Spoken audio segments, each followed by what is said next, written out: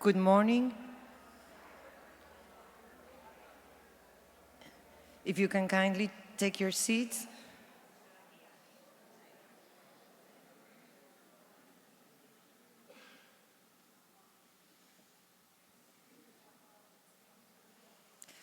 Good morning and welcome to the symposium's second session, Spain's Initial Support to the American Revolution, where we will explore the role of private merchants and the role of diplomacy during the early stages of the revolution. There will be a Q&A period following those two presentations. There will be a coffee break at a little past 11:30, and we will reconvene at noon sharp to listen to the keynote address by Professor Richard Kagan. We will open today with Mrs. Bela Valdecabres, Chairwoman and CEO of Spain's Royal Mint since 2021. Mrs. Valdecabres holds a PhD in law from the University Carlos III de Madrid and has worked as a criminal judge, criminal law lecturer at several Spanish universities, and served as Chief of Staff for the Vice President of the Government of Spain and senior consultant for several ministerial departments. She also serves as a board member in several public companies and is a member of the board of directors of the Mint Directors Association. Please join me in welcoming Mrs. Valdecabres.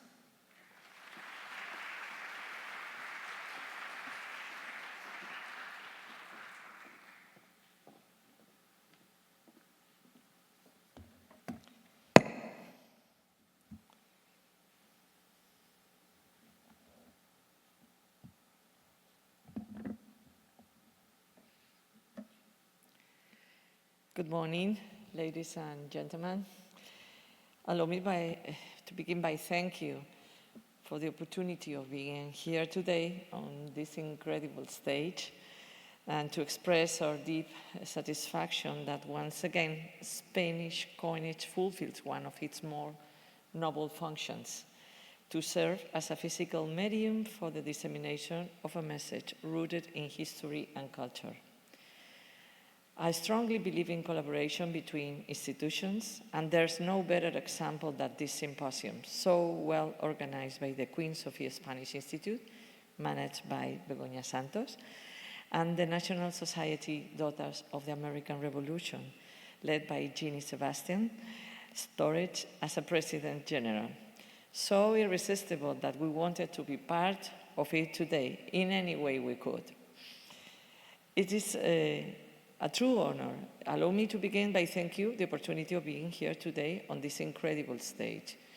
It is a true honor to me. This is a very special occasion in which we celebrate not only a commemorative incident, but also a moment of historical reflection that connects cultures, nations, and generations. The 250th anniversary of the independence of the United States acquires a symbolic value that transcends borders. Let me go next. Okay. In 1776, the 13 colonies raised their voices in the pursuit of independence. And in that historic struggle, Spain played a decisive role.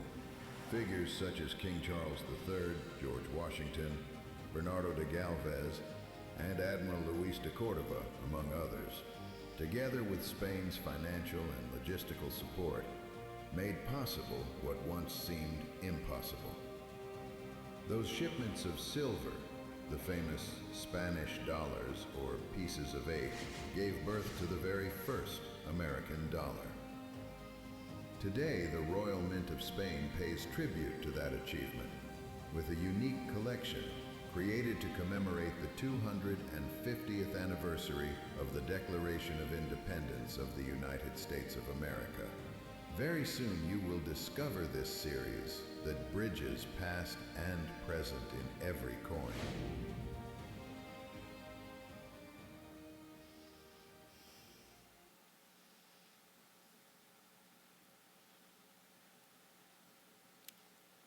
Okay, I'm sorry. Okay.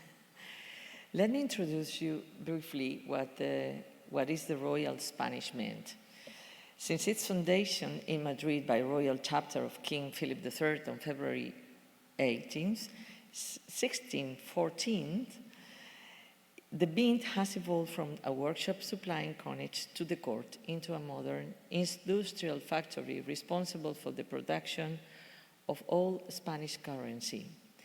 During the 18th century, it became the governing center for all mints of the empire, the Americas, both in the Iberian Peninsula and in the Americas.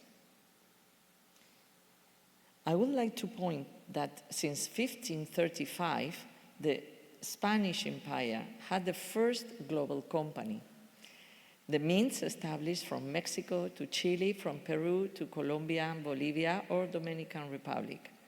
The engraving of dies was centralized, minting was mechanized, the school of engraving was created, and the quality of production across all mints was supervised. Thanks to this policy, Spanish coinage reached exceptional quality, with the bust pieces of Charles III standing out as international currency and symbols of trust in global trade.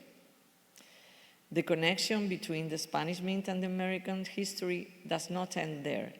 In 1778, by order of King Charles III, and at the proposal of Governor General Bernardo de Galvez, large merit medals were minted for Native American chiefs allied with Spain in Louisiana as a gesture of recognition and respect, as the Professor Gonzalo Quintero remembered yesterday.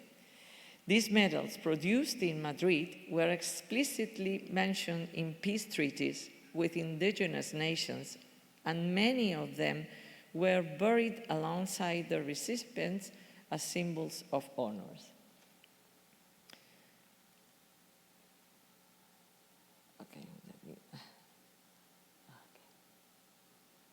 This is the original Mint of Madrid, which is right now in Madrid.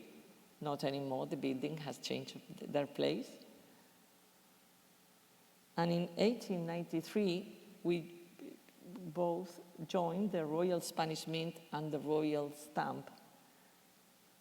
And now we are Fábrica Nacional de Moneda y Timbre, Real Casa de la Moneda, also known as Money Heist Casa de Papel. We produce legal tenders, banknotes, security documents, digital certificates, and high-value added products.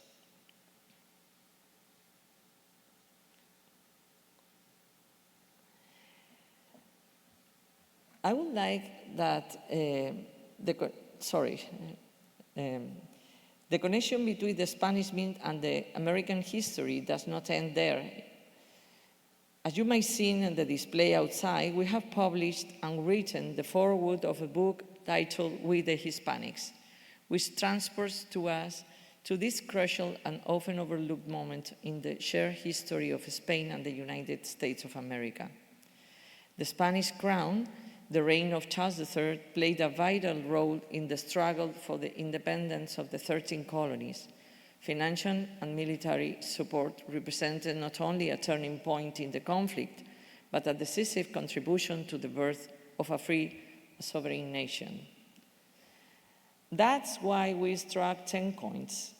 3 of them are 8 reales, of which we preview only 3 in October 2025, and which remind us of the importance of such figures as Charles III, whom we depict alongside with George Washington. The second silver coin depicts a forgotten hero, Jordi Farragut, a Spanish representative of the more of those hundreds of thousands of Hispanics from all over the vast Spanish territories in those years who contributed in a decisive way to the outcome of the conflict, participating in case of Jordi Farragut both in the army and in the Navy, and whose son would become a national hero, David Farragut, remembered by history as the US Navy's first admiral. The third coin shows the Spanish $1,000, also known as piece of 8, pieza de ocho, real de a ocho, which was the US monetary standard used to finance the conflict against the English, and on which the first US $1,000 was struck. And the first American dollar, called flowing hair dollar, struck in Philadelphia Mint in 1796. The rest of the series will be released in 2026. Do more than tell a story. There's no need to present Bernardo de Galvez and his participation at Baton Rouge, Mobile, and Pensacola, ensuring the control over the Gulf of Mexico. Luis de Cordova, who commanded the Spanish fleet that paralyzed British trade, inflicting the greatest blow ever suffered by the Royal Navy. He was the commander of the famous Santísima Trinidad. Admiral Solano y Bote escorted a convoy of more than 100 ships and 12,500 soldiers to reinforce the troops at the front. Royal Commissioner Francisco de Saavedra y Sangronis obtained the necessary funding for the military operations at Yorktown in record time, the final blow to the British. And there's one coin we wanted to mint not only in silver, but also in gold, dedicated to Isabella of Castile, the queen who sponsored Christopher Columbus and the first real woman to be depicted in a US coin. The reverse of the silver coin shows face-to-face to George Washington and Charles III, friends who never met. This collection are an invitation to look back with rigor and learn from the past, because important enterprises like this were built on the greatness of shared values: liberty, justice, and equality. From the Royal Mint, we are honored to support initiatives like this, and I can only thank you for your attention. We'll be delighted to provide you with more information at our booth outside. Thank you very much.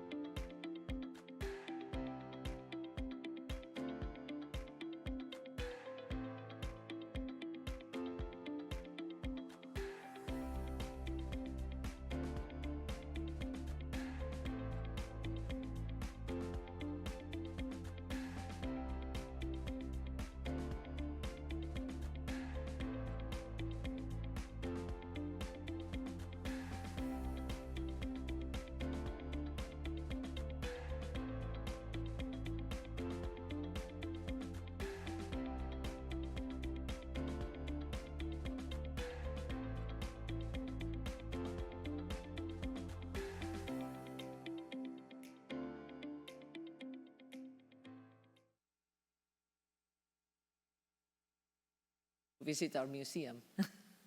Thank you.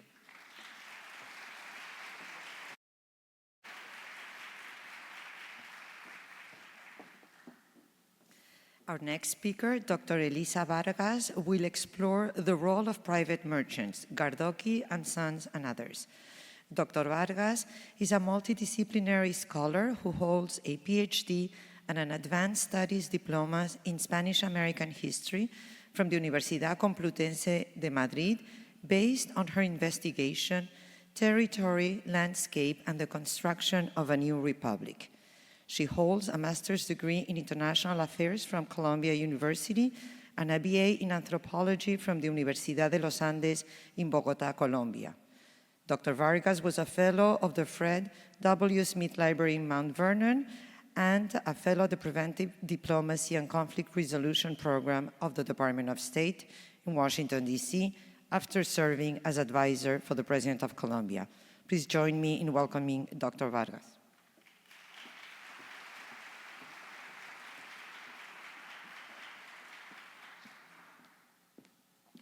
Good morning.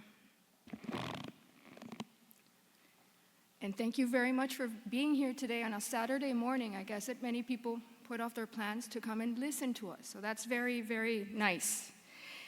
Thank you to the Queen Sofia Spanish Institute, the Ramon Areces Foundation, and the Daughters of the American Revolution for making this possible today.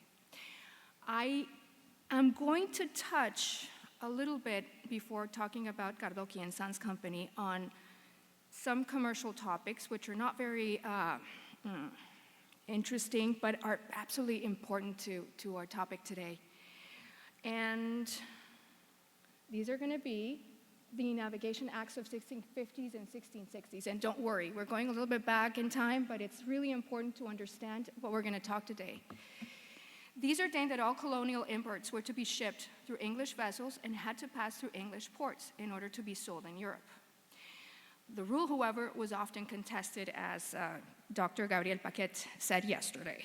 Some traded fish and surplus through British merchants in English vessels, but directly with the Iberian Peninsula, ignoring the mandatory stops in English ports. As a result, in 1663, King Charles II endorsed New England's plea to export fish and timber to the Iberian Peninsula directly. The enactment of the Navigation Act of 1663 also stated that salt and wine could be traded and returned. In reality, it recognized a long-standing tradition between both regions. Newfoundland fisheries required tons of salt to cure their fish. Thus, salt trade with Spain began as early as the 16th century, and the resulting sun-dried codfish would be traded back for salt and wine from Spain and Portugal. American cod fisheries would receive special privileges and equal standing with domestic fisheries, and in time, governmental encouragement to prosper commercially in south of Europe.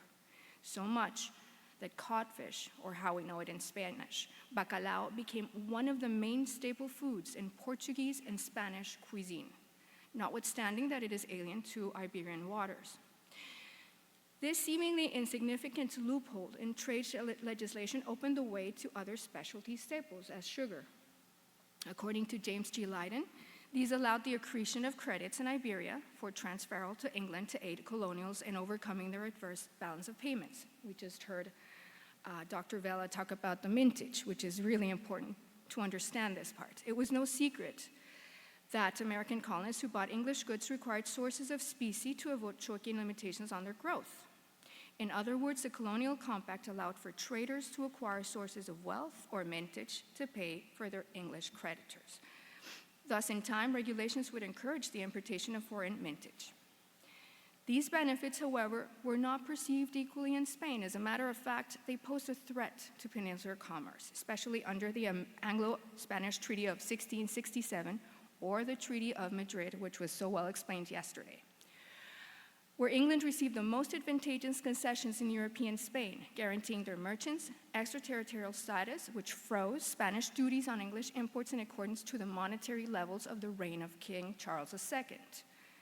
That was between 1665 and 1770. That is, they were not going to pay much tax at all. Additionally, some terms for the trade aimed at limiting contraband or smuggling, and these were relinquished with the treaty. After the War of the Spanish Succession, a number of disputes clouded Anglo-Spanish relations. These were motivated mainly by Britain's eagerness to expand their South Sea Company, founded in 1711, and Spain's frustration over the Treaty of Madrid. Okay, there we go. And I want you to see the company, the coat of arms of the company was Agaribus usque auroram, which means from Cadiz to dawn. And it's important because it was a British company. Under the new Bourbon law rule, all concessions came into review. Therefore, English importers had to start paying the same duties as Spaniards. Customs inspectors opened boxes in the presence of merchants, and actions to limit contraband were ferociously enforced. Then again, the Treaty of Utrecht that ended the Spanish War of Succession, the Treaty of Madrid was reinforced, and most of its terms were ratified. Hold on, it's only just 4 seconds more until we get over the boring part, but it's important to understand why this was so important. Spain granted the South Sea Company the rights to supply African slaves in 1713, as Professor Gay Paquette said yesterday. That was called the Asiento de Negros. And this was terrible because lots of contraband and smuggling came into the ships, into not only Spanish America, and it would also generate speculation and corruption. It would bankrupt a number of investors and obviously boost contraband. Slave ships would not only have slaves, but all kinds of things. And this, as expected, gave way into the Jenkins-era War, or Guerra del Asiento. Again, Professor Paquette explained it yesterday pretty well, so I'm not going to go through that painful description of the war. So although the Treaty of Madrid was reinforced after Utrecht, the reality proved different. Spain would begin to enact a number of mercantilist reforms aimed at diminishing British commercial dominance in the Americas, particularly after the family alliance with the Bourbon family and France. The new reforms raised up the already existing tensions between merchants, local authorities, and royal officials. With the 7 Years' War of 1758 between France and Britain, in which Spain later joined in 1761, tensions reached a new ceiling. Spain favored the French, British permits were delayed or detained, invoices examined, goods stores. Well, we've all traveled. We know exactly what happens in customs, and how they open the bag. So imagine this with all the ships back then. Some English ships fell price to Spanish authorities. Others were said to be victims of renewed harassment and even bullied into never returning back to Spain. But guess who? Those who did make it, however, came from the colonies, bringing codfish through 3 major ports, which were Bilbao, Barcelona, and Cádiz. I want you to remember that is Bilbao. And that little circle over there is where our main person of the day, which is going to be Gardoqui, lived. So just have that in mind. In conclusion, at the end of this era, British policies towards Madrid strove to continually renew the treaties that favored the British, draining off mintage and coins from Spain. Bullion was specifically shielded by the treaties negotiated and enacted by both parties. However, the truth of the matter was that organized bullion smuggling, organized corruption, bled both of them dry. One Spanish minister, Grimaldi, complained constantly of English warships entering their harbors to commit contraband as they were not subject to inspections. In his own words, they had carried large sums of money.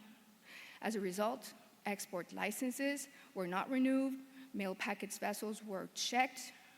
These were supposed to be exempt from inspectors, but yet they inspected them. And by the mid-1800s, havoc was all over the Spanish ports, and British were not happy. The Iberian authorities began to check on these vessels routinely. Spanish merchants became more active in distributing goods from England and abroad. The fracas of the Anglo-Spanish commercial negotiations in the 18th century had but a handful of victors. These were the codfish merchants. Much of them were from the colonies here, which continued to arrive to Bilbao from Newfoundland and New England despite the constant disputes. Bilbao lacked an English consul, thus the commerce of this product fell directly into local hands. According again to James G. Leiden, while 220 American ships reached the Nervión River port in Bilbao in the 1770s, only 190 reached Barcelona and 114 Cádiz. Most of them were carrying codfish. So that's the boring part. Now we're going to talk about the fun part, which is codfish. And it's probably why I wanted to put codfish very close to merchants. Codfish was a key product for Spain. For one, it could supply the shortages of salted fish within its economy, offering a product that was cheap, easy to conserve, and ideal for Catholic festivities that ordain abstinence for certain foods, such as red meats. On the other hand, during the ancient regime, not many could afford proteins other than salted fish or the occasional poultry. There you go, sorry. Since the times of the Vikings, codfish was valuable It was a great commodity. It was popular, easy to trade, to store, and most importantly, it was cheap. According to Fernand Braudel, salted codfish was a food for pawns. It was also called Poor John in England when it was kept in poor conditions. Known familiarly to some as blocky, and sometimes confused with other relatives such as mulville, green cod, greenfish, or hake. Sometimes so berated that in slang, cod is synonymous to hoax, to trick, or to fool someone. In the Iberian world, however, codfish achieved fair prominence, referred to as bacallá, bacayú, or bacalao, and the smaller types known as abadejo, maruca, egletina, or bacaladilla appear in more than 1,000 traditional recipes in Portuguese, Spanish, and Latin American cuisine. According to Jerónimo Ustariz, a Spanish 18th century economist, an average Catholic Castilian family of 4 would consume around 6 million ounces of codfish annually. That is around 171 kilograms. There you go. And this shows how they actually produce the fish in the ships. Well, and the key aspect of codfish is that they actually could make 3 trips a year if weather conditions were good to bring back and forth codfish. It was perfect for the business. And I'm hoping that you, or some of you, remember these. I sure do, with dread, actually. So, cod liver oil was good for babies, for children, as we know. It was good for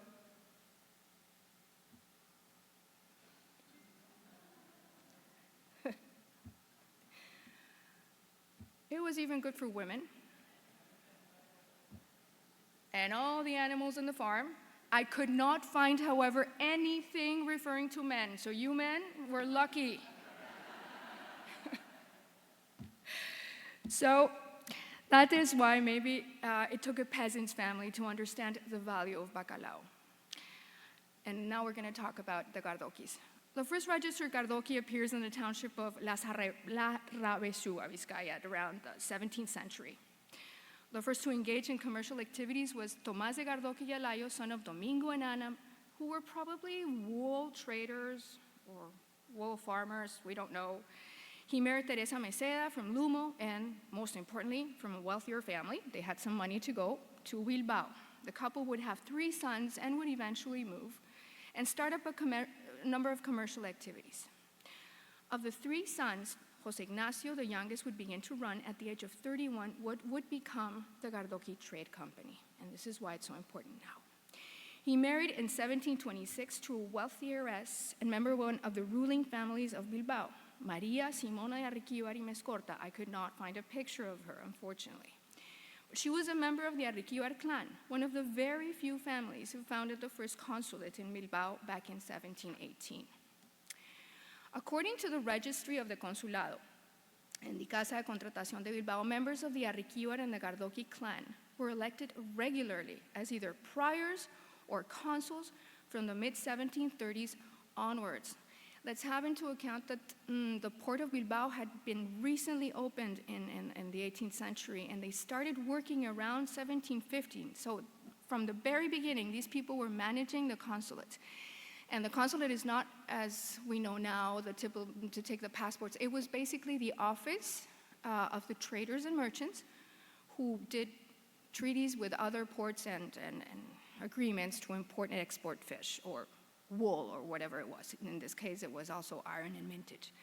These appointments will allow the families to broaden commercial ties elsewhere while tightening the grip over the local trade business. Merely 3 decades after, on the 4th of October 1756, José would register the Gardoqui and Son Company, together with his eldest son, José Joaquín. 2 years later, in 1758, he would change the company's name to Gardoqui and Sons, after another one of his sons, Diego, which is going to be our Diego from now on, joined the trade. So that's Diego. That's our Diego. And that's the very fancy suit that he had, and it's in Madrid. Diego was born on a foggy 12th of November, 1735. He was groomed to be a banker. He was soon sent to London to learn the trade of commercial trade, receiving constant supervision by his uncle Nicolás de Arriquíbar. He was also a notable economist and lawyer. Diego was to become one of the very few Spaniards fluent in English, and that's going to be key. An attribute that will become handy for the government.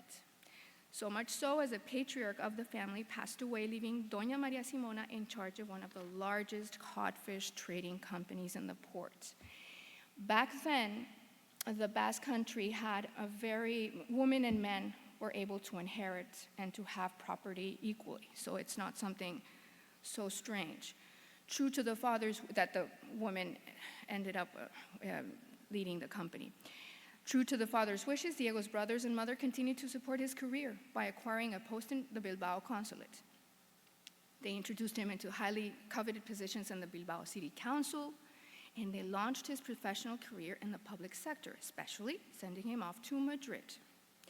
So in less than a decade, Diego was appointed as an advisor to the courts in Madrid and was suddenly called to channel secret aid to the 13 colonies in America through his family's business. Now, let's go to our story.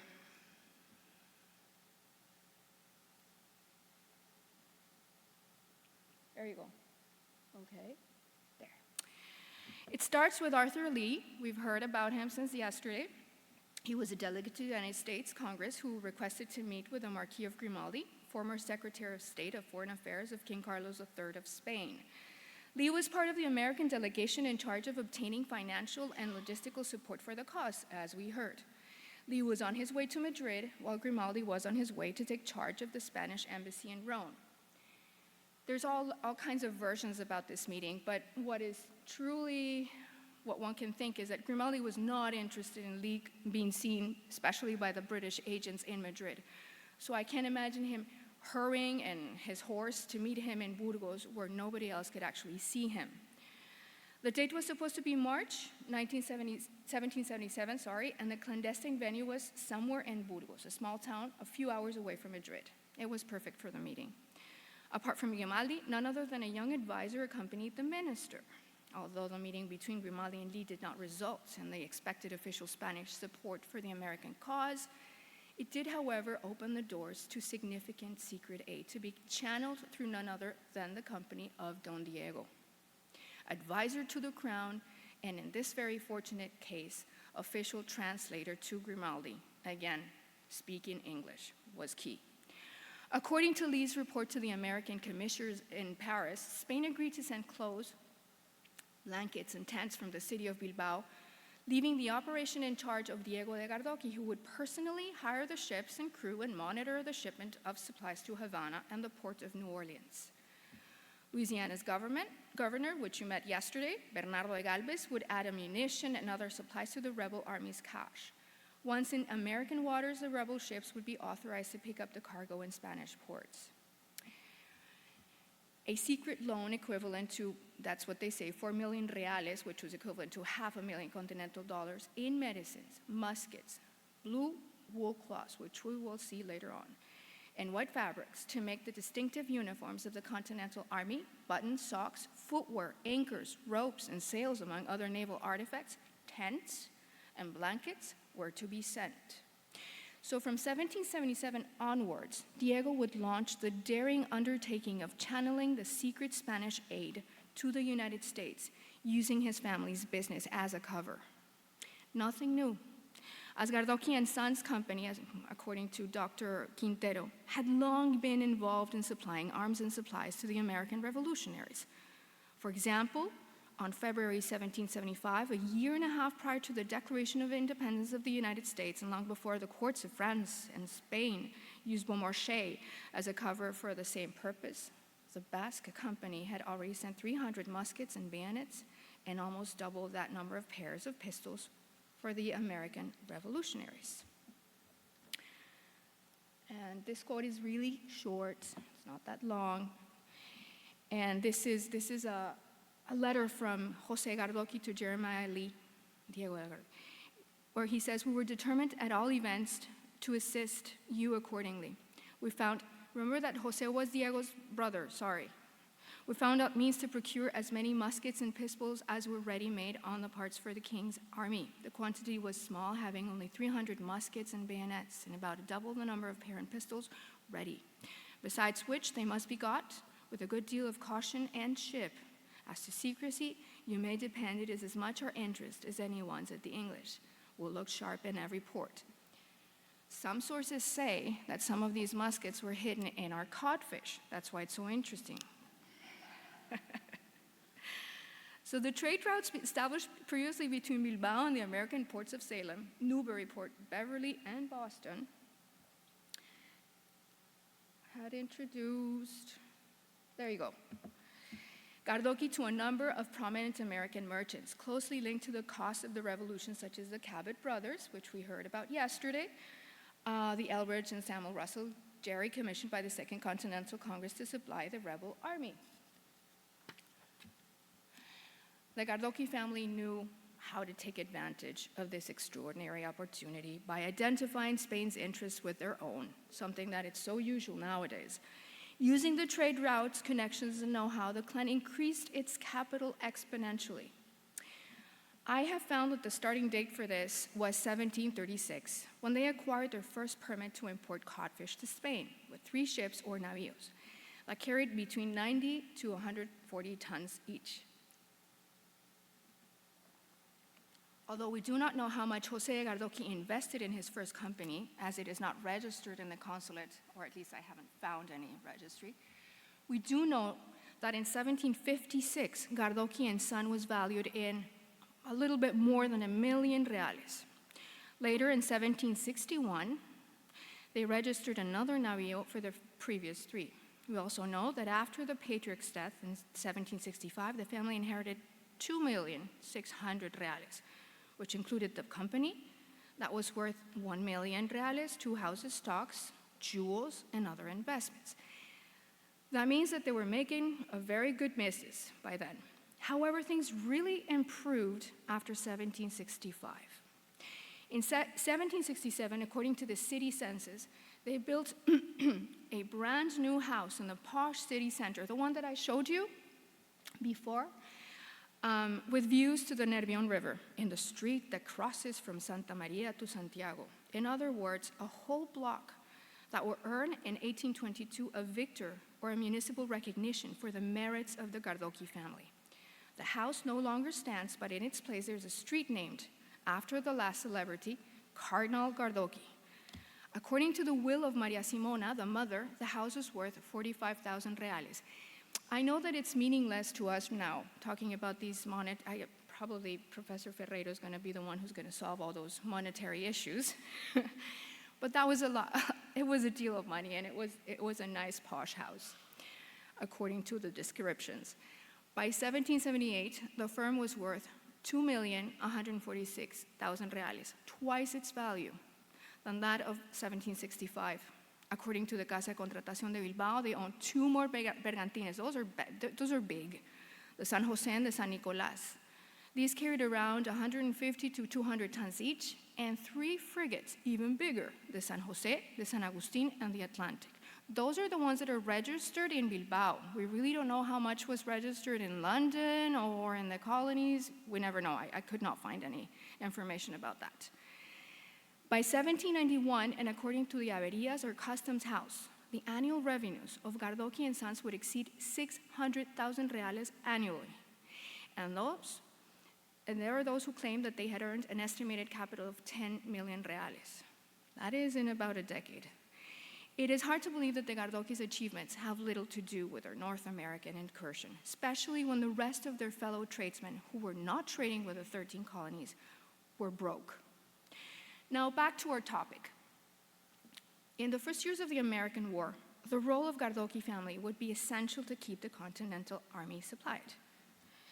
When the British Navy closed the American ports on the East Coast, the Spanish aid to the American revolutionaries had to be sent through Cuba and New Orleans, from where American agents would make it reach its destination through the Mississippi River. With the entry of Spain into the war against Great Britain in June 1779, the need for secret agents would disappear. Nonetheless, Don Diego continued trading with his American partners and clients, broadening his list of contacts, or as we would say today, networking. It was possibly one of Don Diego's most remarkable talents. For example, his relationship with John Adams, who, as we know, was not an easy person to be friends with.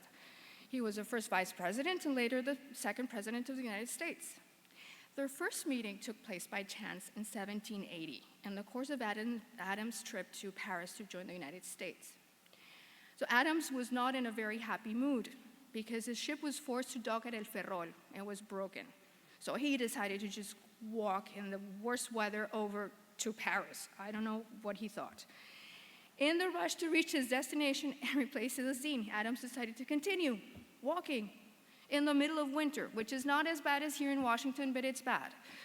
According to his personal diary and his correspondence with his wife Abigail, shortly after arriving to Bilbao, he heard a knock on his door, and it was Diego de Gardoqui.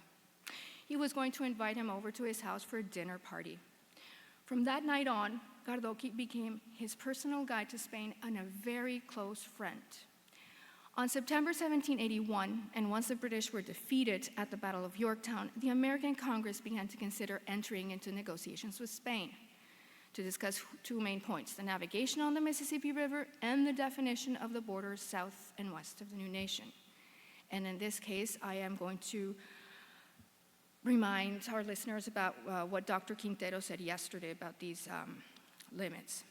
As Spain had not been a formal ally of the American revolutionaries and was unwilling to recognize the United States as a country, the American negotiators in Paris felt no need to inform the Spanish government about their territorial agreements with the British, which established the parallel on the 31st parallel. When in 1784, the Spanish government decided it needed to send an official envoy to the United States, it was no surprise that they would choose again our Diego Gardoqui. He was selected for such a crucial posting. He knew everyone. He was friends with even the president, the vice president. Spain's position controlling navigation along the Mississippi River was absolutely of the greatest importance, but it unfortunately contravened the practice of international law at the time. At 49 years of age, Gardoqui presented himself as the ideal candidate to unblock the negotiations of the United States. He not only knew George Washington personally, but also had an extensive network of contacts among the delegates of Congress, where he was known for the role that Gardoqui and Sons had played in delivering secret Spanish aid to the American revolutionaries. Richard Henry Lee, the president of Congress in 1785, Arthur Lee, James Monroe, they demonstrated in favor of the Spanish thesis in exchange for commercial rights. These were keenly aware that the exports of codfish to Spain produced between $4 and $5 million annually, a business that northern states were keen to protect. Gardoqui presented his credentials as plenipotentiary minister of the King of Spain on June 22, 1785.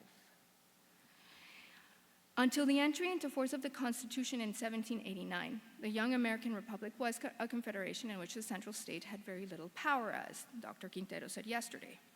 So in the absence of a president or a prime minister during those days, the most prominent figure in the executive office was the Secretary of Foreign Affairs, John Jay. He was in charge of negotiation the treaties with Gardoqui. Jay had been sent to Spain between 1779 and 1782, where, in the words of Stacy Schiff, he spent 30 murderous months on the periphery of the Spanish court. Jay did not speak Spanish. He did not succeed in attaining an alliance between the two nations, nor the Spanish recognition for the independence of the United States. The fact is that John Jay returned from Spain really frustrated. However, despite his personal views, Jay was realistic and knew that the weakness of his young nation needed a long period of peace and a good ally in Europe. Thus, the negotiations between Jay and Gardoqui lasted for almost a year. In August 1786, Jay submitted to the American Congress a principle of agreement in which, although Spain granted certain commercial privileges to North American ships and ports in Spanish America, it denied their access to the Mississippi. Although it obtained 7 votes to 5, it was not approved, as a majority of 9 was required. After many negotiations with the government of Madrid still reluctant to renounce its sovereignty over the Mississippi, Gardoqui proposed to Jay that American merchants could navigate through the river in exchange for a payment. When it seemed that an agreement was feasible, a scandal broke out in Congress. Jay was accused of contravening his instructions and hiding key aspects of his negotiations with Spain from Congress. So this figure you know pretty well, and he's going to be key for Gardoqui, at least his last resources.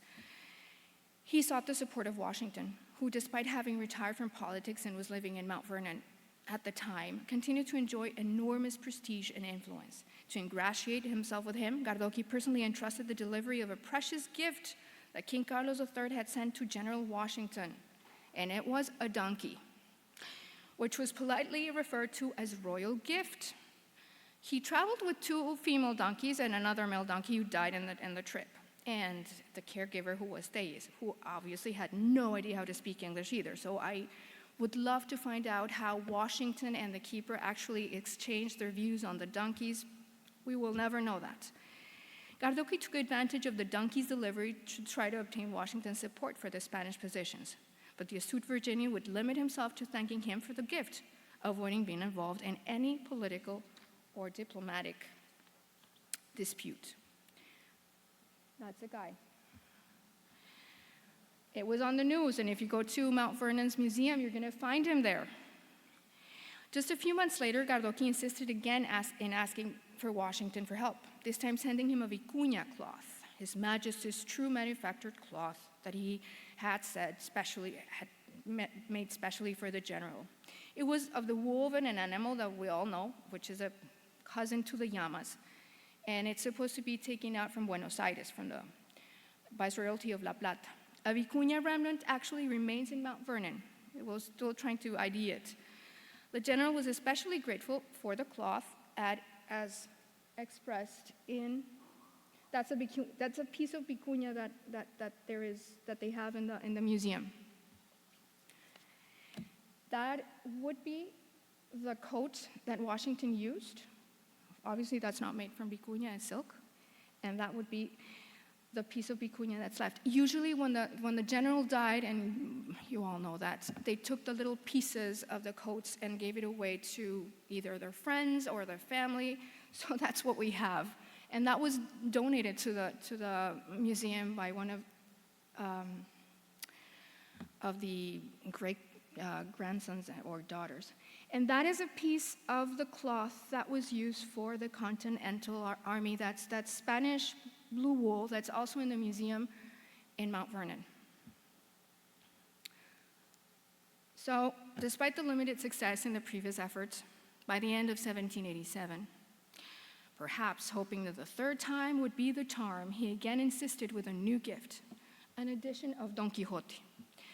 The origin dates back to a meeting or dinner at Benjamin Franklin's house in Philadelphia, in which Washington heard about Cervantes' character for the first time. His curiosity was piqued. Thus, the next day, he bought an English edition translated by Tobias Smollett. Gardoqui was either present or learned of Washington's interest through his spies, and did not miss the opportunity to give him what is still today considered one of the very best and most luxurious editions of the work, the one commissioned by the Royal Spanish Academy in 1780. This is also in the Museum of Mount Vernon, and that is our king visiting the Quixote that's still there. I don't have much time, so let's say that in 1788, the United States ratified its constitution, establishing a system of government. And at the same year, Charles III died, leaving the Spanish throne, unfortunately, to his son, Charles IV, who was a disaster. So as a diplomat, Gardoqui displayed a style unusual and traditional as an ambassador, which some authors would have described as direct, pragmatic, businesslike, that would produce mixed results. While Gardoqui's gift diplomacy would stumble against Washington's honesty, it would be much more successful when applied to less morally picky politicians who had no problem in accepting Cuban cigars, like Richard Henry Lee, or even an Arabian stallion, as the one presented to John Jay.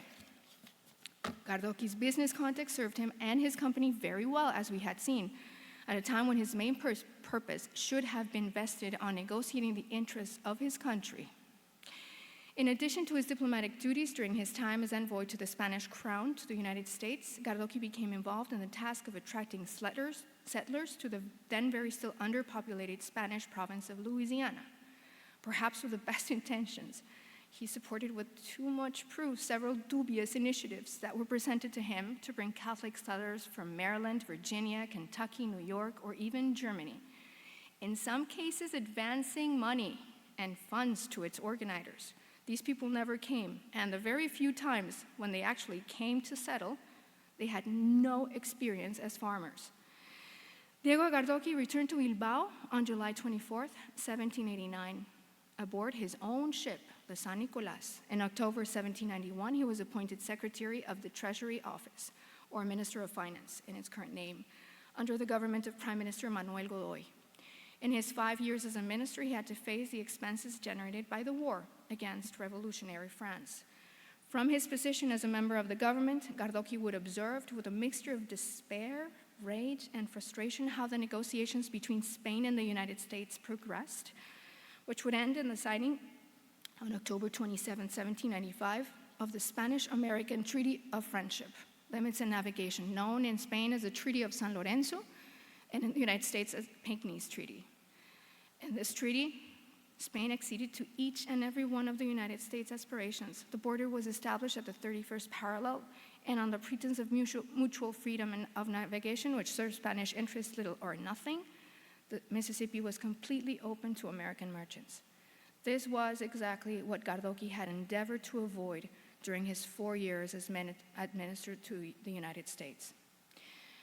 3 months after signing the Treaty of San Lorenzo, Diego Gardoqui was appointed as ambassador to the Kingdom of Sardinia, which is capital in Turin. In fact, it was an honorable way for someone who had long fallen from grace. In his diaries, the Spanish politician and writer Jovellanos recorded this event when he wrote that Gardoqui received his belated justice and goes as ambassador to Turin, where he no longer will be able to prevaricate or to steal. So he was not very popular. In his 2 years in Turin, Gardoqui had the opportunity to see firsthand how the order of the old regime was beginning to collapse at the hands of the young General Bonaparte, who in northern Italy was leading revolutionary France from victory to victory. On the very day of his 63rd birthday, November 12, 1798, Diego Gardoqui died. Thank you very much for your patience.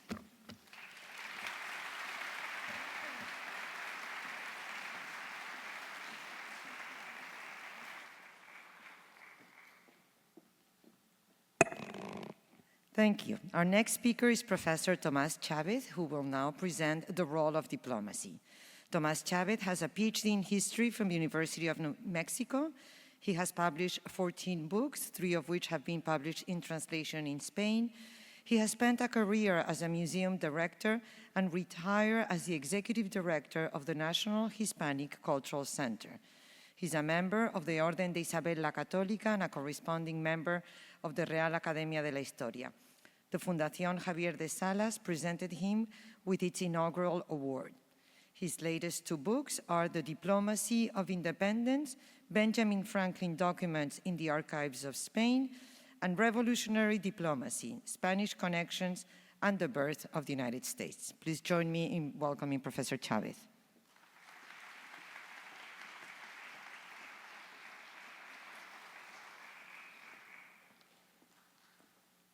Well, you could do more than that.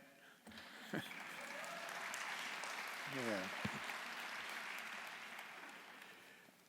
Thank you for giving up a Saturday to come and hear history. There's hope. And I want to thank the Daughters of the American Revolution for putting this on, as well as the Society, Queen Sofia Spanish Institute. This is important that this stuff like this happens. And it's happening. And so I'm proud to be part of it. And I guess my job is to keep you awake until the coffee break, right? So you can't see my thumb tricks up here, so I guess I'll have to give my talk. You've already heard over and over that when our founding fathers rebelled, there was no country. There were separate colonies, and they didn't know whether they were going to be a country. That took to 1789 when they finally resolved that they would be a country and accept each other. But in the meantime, they had made this daring feat. They rebelled against the strongest empire in the world. And oh my God, what are we going to do now? If we get caught, we're going to be hanged. They were creating treason. It was dangerous. We tend to forget that. Oh, the founding fathers, they were just having a good old time, having a rebellion. They were in danger. And they weren't going to succeed without the help of other countries. And they knew it. And so the first thing they had to do was to get together. And they did that through the Continental Congress. And my talk today is the role of diplomacy, but there's a subtitle to that, not the quote underneath. And the subtitle is Up Until Spain Declares War on Great Britain. What did those crazy guys do to get those European countries to side with them, to fight with them? Now you think about this. This is a rebellion against a king, and they need kingdoms to help them rebel against a king. And none of them had any diplomatic experience. So it was a daunting task. So it all starts with the Continental Congress. Now I get to read. And they formed it to solicit that aid, as well as to deal with the rebellion. And so in November 1775, the Continental Congress formed, and I love this title, the Secret Committee of Correspondence. The Secret Committee of Correspondence. Whoa. And it's the committee in Congress that deserves credit for initiating the first official diplomatic contacts with Europe in general and France and Spain in particular. Congress sent Silas Deane to France. And there in France, he met the Minister of State, Vergennes, the Count of Vergennes, and he started negotiating. What he didn't know until he got there, though, was that France and Spain were already sending aid. They had formed that dummy company that we've heard about previously, Roderick Hartley-Say, that was supported and funded equally by France and Spain. They had already been set up, and they were sending aid already to the colonies. The other thing that the Continental Congress did was that General Lee, George Washington's second in command in charge of the Southern forces, sent George Gibson with 2 letters and a contingent of colonial soldiers to New Orleans, going down the Ohio and Mississippi rivers. Gibson delivered both letters to the Spanish governor in New Orleans, and in those letters that are in the archives describe Gibson, or let me say this. First of all, the Spanish governor knew what Gibson was. He described him as a captain of the 1st Regiment of Virginia in the service of America. Okay? So now we have contact in New Orleans. The first letter that was delivered to that governor asked, would the King of Spain desire, quote, the acquisition of the town and harbor of Pensacola? And if it was acquired, would Spain receive possession of Pensacola? Lee's second letter detailed the colonial desire to circumstance the British naval blockade by receiving aid through New Orleans and up the Mississippi and Ohio rivers. While delivering the letters, Gibson himself personally asked the Spanish governor for supplies and gunpowder. Congress took a stronger, unquestioned position when it passed and signed the Declaration of Independence. Now there could be no doubt. It was a clarion call beyond its own borders that the rebellion was serious and that these men were putting their lives on the line. It was a public commitment that there was no turning back. The Committee of Secret Correspondence decided to expand its commission. by sending Benjamin Franklin and John Dean. I guess I get to do this. There he is. You all know who that is, right?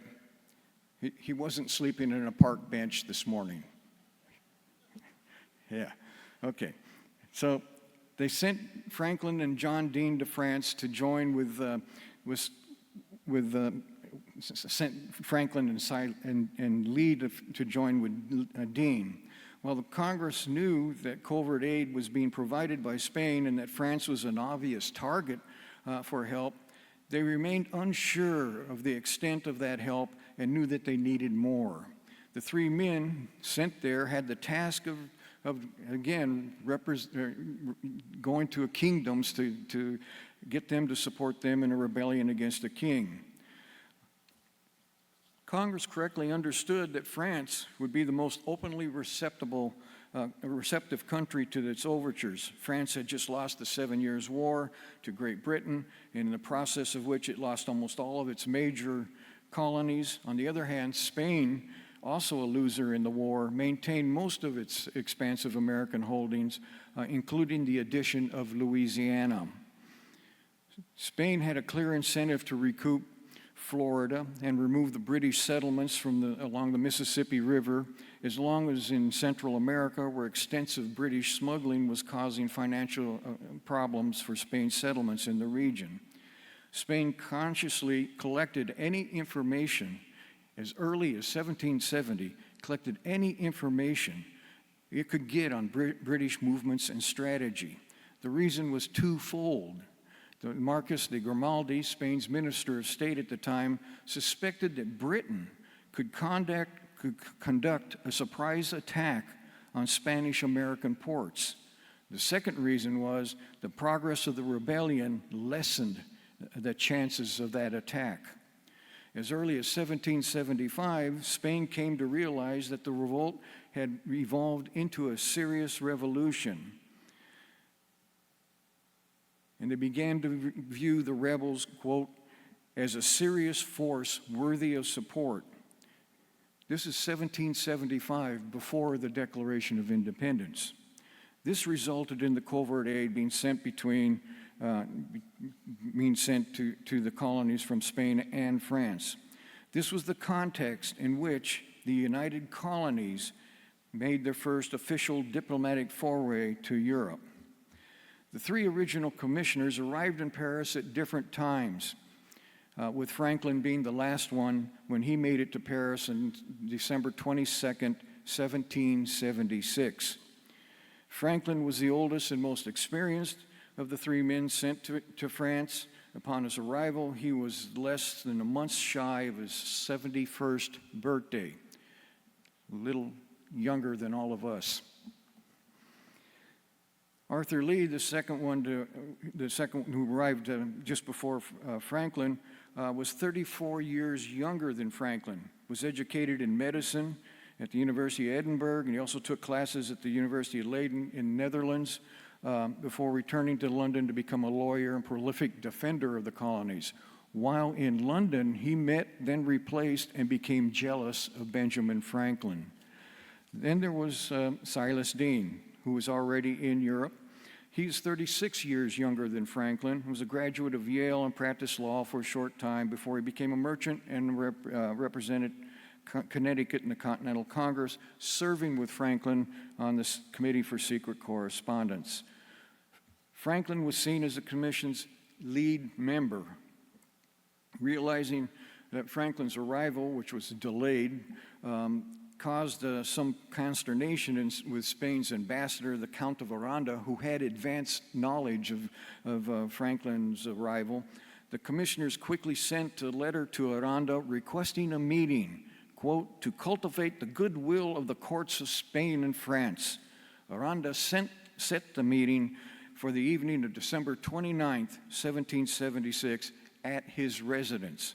Thus began the official diplomatic connection between the Continental Congress and the government of Spain. Aranda's sympathetic attitude to the colonial cause was unknown to Franklin and his colleagues.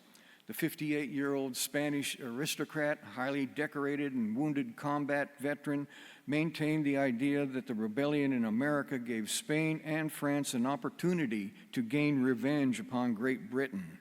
He believed eventually the colonies would become a powerful nation with a population composed mainly of European immigrants. Spain, he thought, should have a vested interest in the future of that country and could not be indifferent to it.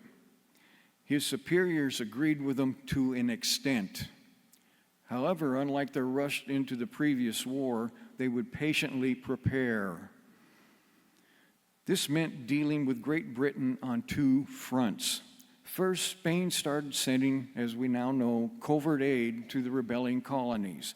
Second, and equally important, if not more so, from its point of view, Spain initiated a military action to stop British expansion with Portuguese acquiescence in South America.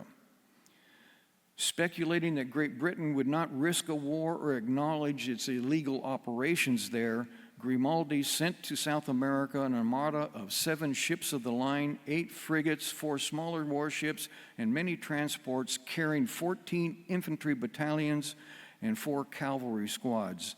That force successfully attacked and destroyed Portuguese and British establishments down the coast, the east coast of South America, taking what is today Uruguay from the Portuguese and securing the Rio de la Plata and Buenos Aires. At the same time, another fleet sailed up the Tahoe River and anchored with its guns trained on Lisbon.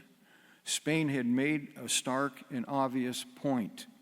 Portugal, an ally of Great Britain, would remain neutral in any upcoming conflict. Specifically, Spain would not enter the actual fighting until the return of its fleet from South America, along with its West Indies fleet that had been recalled. The American commissioners in Paris were made aware of the fact. Nor could the diplomats overlook the lack of victories in the colonies. From a European point of view, the rebellion was serious and persistent, but far from victorious. Thus, during the first meeting with the Count of Aranda, the commissioners started off asking for friendship, which elicited from Aranda a direct, if not confrontational, reaction. He asked them, why would you come asking for friendship when in the situation, this is now a quote, when in the situation in which you find yourselves, anyone might judge that coming here was directed foremost at seeking and soliciting aid, not friendship. And that thus far, the colonies were not in peaceable possession of their freedom. Moreover, he added that if they did not represent a country, how could they expect an alliance? Franklin, somewhat taken aback, replied that he had papers from the Continental Congress and that had to be copied, and at a subsequent meeting he would provide them as a memorial. Aranda wondered why, openly, to Franklin, he had not copied the papers on his way to Europe when he had all kinds of time. Once again, Franklin was taken aback. Aranda also noted when he reported about the commissioners that none of them were fluent in French, including Franklin. And I need to do this. Franklin, first contacts with Europe, with Spain, was over the glass harmonica, what he's shown here, playing. He arranged for a glass harmonica to be sent to the third son of Carlos III, who in turn sent Franklin this book that Don Gabriel had translated from Latin. And that book is here in the Beinecke Library. And this is the letter that Franklin sent thanking the prince.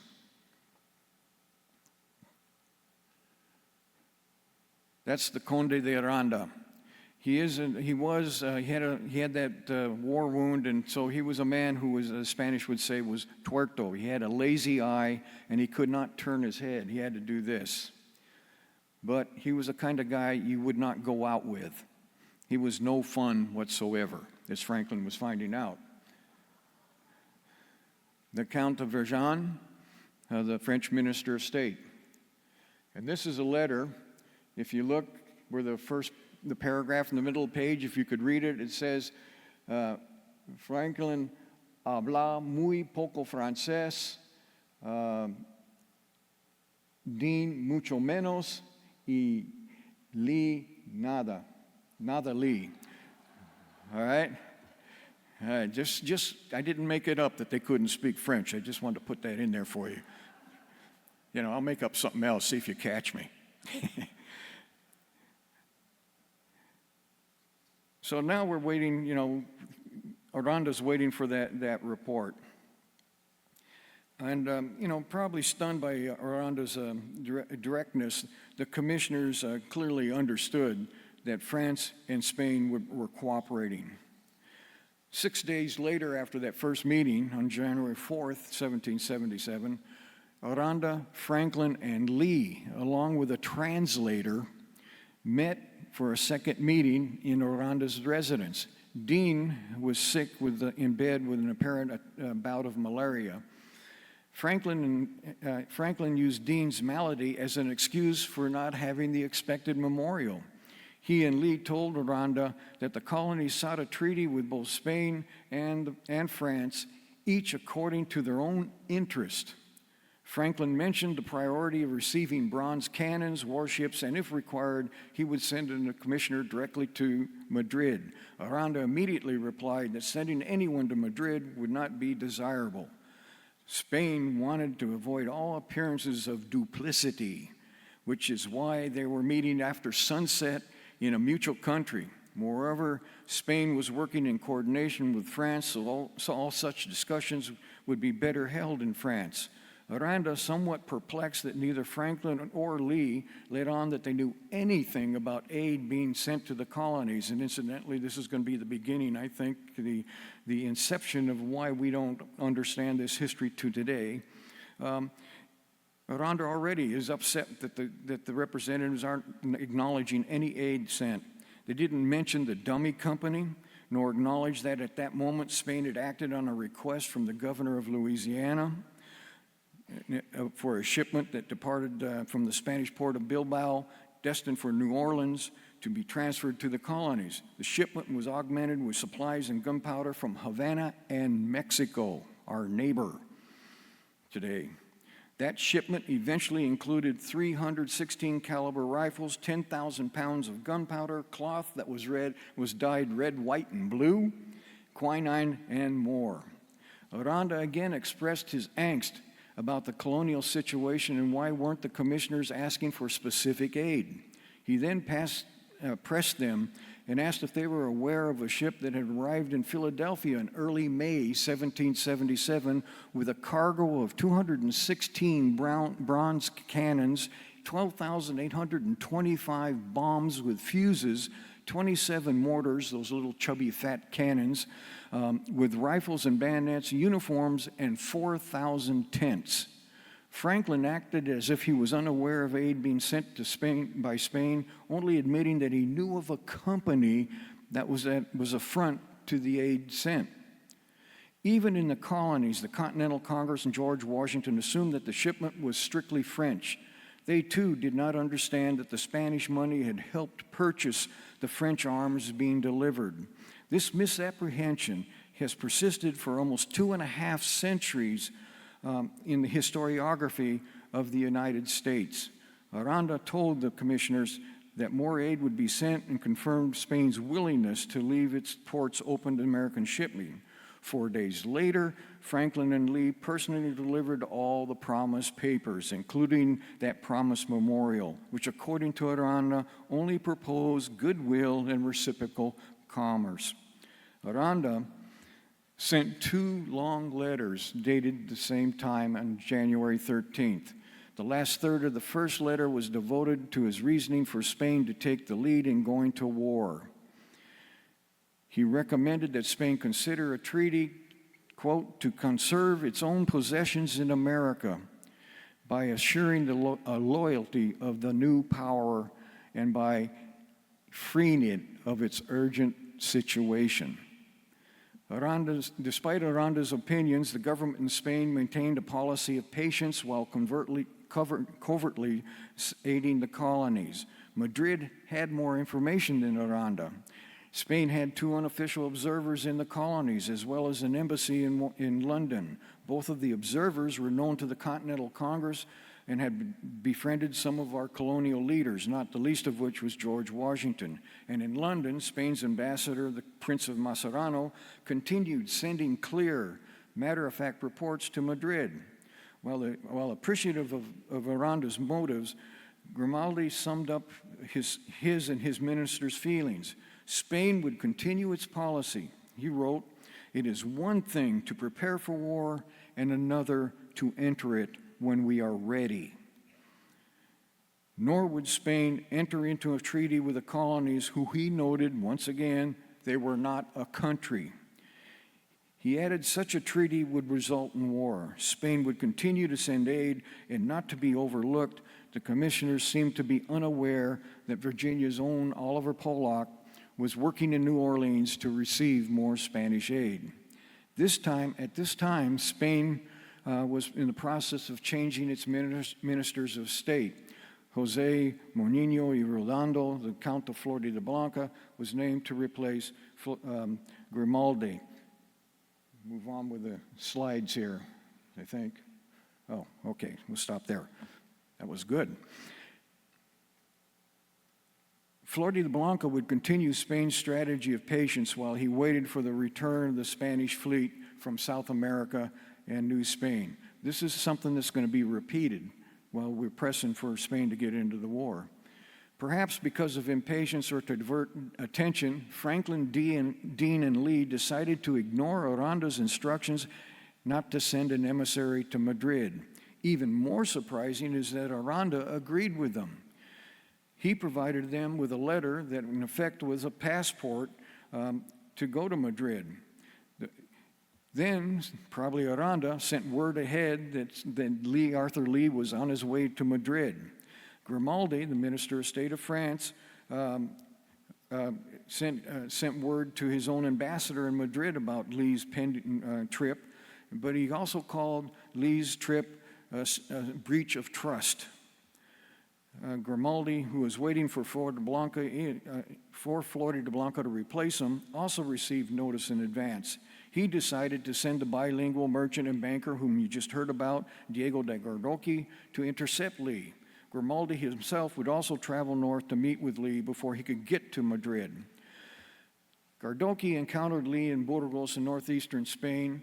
They agreed to meet in the smaller town of Vitoria-Gasteiz, where Grimaldi joined them. The 2 Spaniards directly told Lee of supplies being shipped and that Gardoqui's company, which was based in Bilbao, was shipping aid to the colonies. Moreover, Lee was directed to share with his colleagues that Gardoqui's company would continue to send supplies. Grimaldi also told Lee that Spain, through Aranda, would help get aid from Holland. Thus satisfied, Lee prepared to return to Paris, but not before he bypassed Franklin and Dean. He penned a report that he sent from Burgos directly to the Committee of Secret Correspondence. He wrote, quote, "I am authorized to assure you that supplies for the army will be sent by every opportunity from Bilbao. I am also desired to inform you of ammunition and clothing being deposited at New Orleans and Havana, with directions to lend them to such American vessels as may call there for that purpose. In fact, a shipment from New Orleans of over 9,000 pounds of powder stashed in 98 kegs arrived in Wheeling, Pennsylvania on May 2nd, 1777. Now the commission had 2 reasons to meet with Aranda. Lee wanted to report about his trip, especially about the news with Holland, and they just received instructions that they wanted to share. Aranda agreed to meet with them after nightfall again on Saturday, April 5th. Lee led off with analysis of his meeting with Grimaldi and Gardoqui. Lee made a veiled threat that if Spain and France did not help, the colonies might have to sue for an early peace and thereby leave the two countries exposed to war. Franklin patiently waited his turn, and after Lee finished, Franklin presented a sheaf of papers, which he explained were from Congress and spelled out what France and incidentally Spain could expect if they entered into an alliance with the colonies. Conversely, they also detailed some of what the colonies wanted. Franklin promised to have the papers translated and delivered to Aranda. In undertaking the writing of the instructions, Franklin made two mistakes. First, he wrote a similar but a different version and sent it to France before he sent it to Spain. And they differed a little bit. Both of them spoke of Congress's willingness to tie its goal of independence to the goals of Spain and France. In other words, we were prostituting ourselves to them. Franklin pointedly wrote in the French version that the Congress would not approach another government nor do anything to negotiate a peace without consulting France. This is a slight insult to Spain. Other details included the offer of warships and financial aid, American help with the conquest of Portugal, Canada, the Bahamas, and other British possessions. The conditions were almost laughable. The colonies were in no position to offer help in the war. They had no warships to share, had won no victories to date, and apparently were completely ignorant of Spain's current actions in regard to South America and Portugal.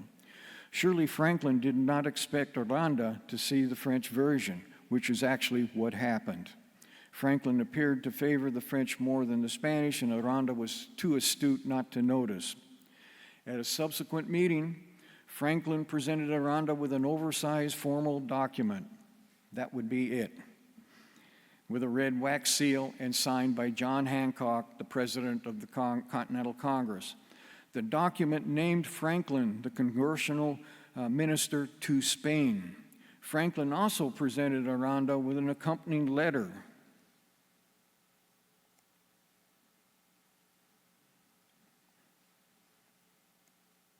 Signed by him.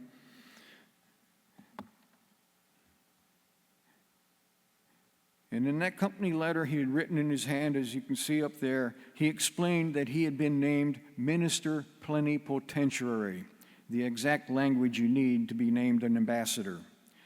After some back and forth, Aranda agreed to receive the original document and not a copy. Aranda also explained he should have been clear to Franklin. For the same reasons that had caused the interception of Lee, Aranda told Franklin that he could do no less than persuade him not to carry out his commission. He then justified that position again. He pointed out that one of those reasons was that Spain would not act until word of its South American fleet's return, the success of which needed to be realized. Franklin replied in writing that the Congress would respect Spain's desire. 2 months between the months between those first meetings in late 1777 would be a difficult period for the American commissioners. They could not help but be disheartened by the lack of good news from home. Neither France or Spain were ready for war, and France understood that Spain would not commit until its fleets arrived. Verjan and Spain's new Minister of State, Floridablanca, decided that it would be best to keep their distance from the Americans. Aranda received instructions from Madrid to limit his contact with the Americans to writing. In June of that same year, Aranda intercepted a letter that Franklin intended for Verjan, and he shared it with Verjan. It contained nothing new except for the comment that the only way Spain and France could avoid a separate and early peace was to enter into an alliance with the colonies first.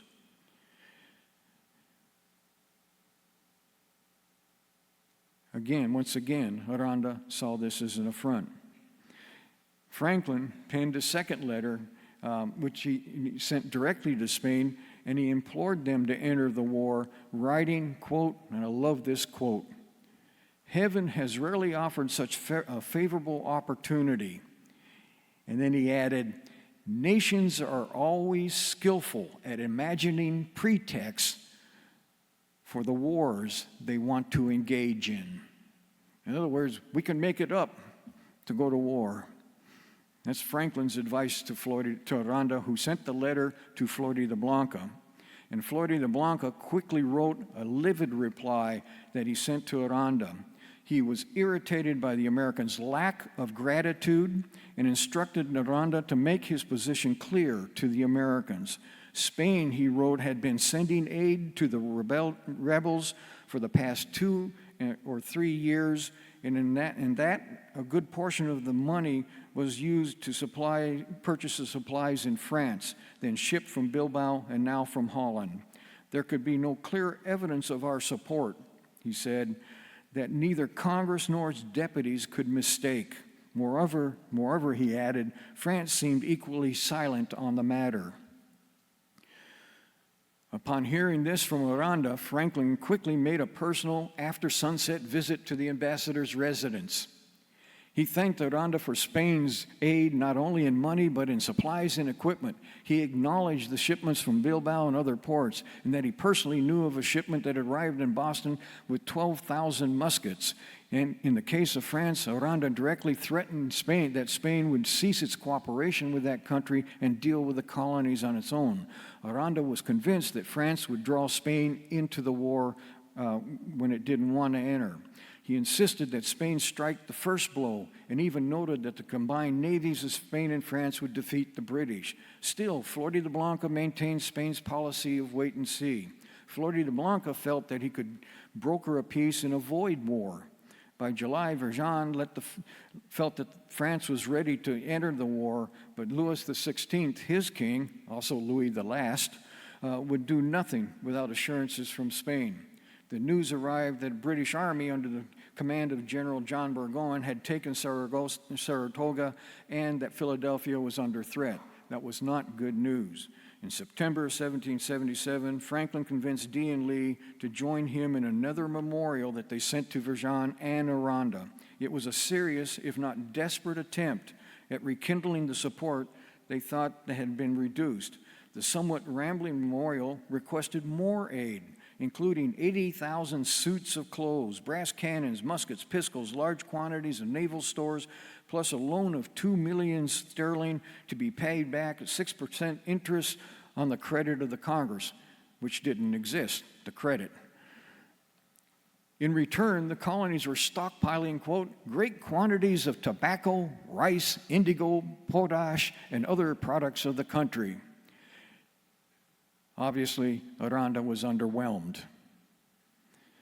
The report bemoaned the problem, quote, relating to our armed vessels and their prizes, talking about piracy, and understood that the lack of decent support was a legitimate concern due to the certain circumstances and the occupation of other great affairs.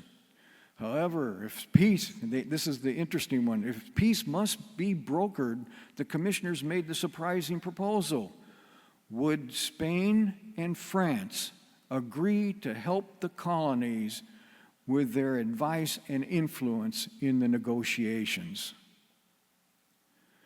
Floridablanca answered with a long memorial that was sent to Vergennes.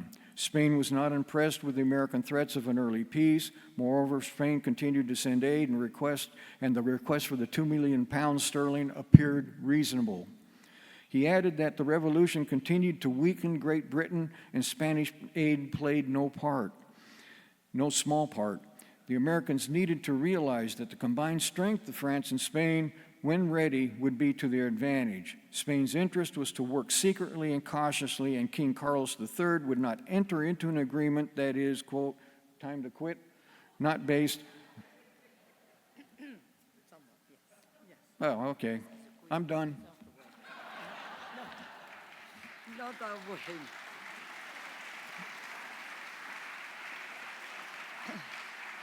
Apologies. I would like to make the announcement that Her Majesty Queen Sophia will be attending Professor Richard Kagan's keynote address. So I ask you that you kindly be back at 12 noon sharply, and we'll take a coffee break now. Thank you.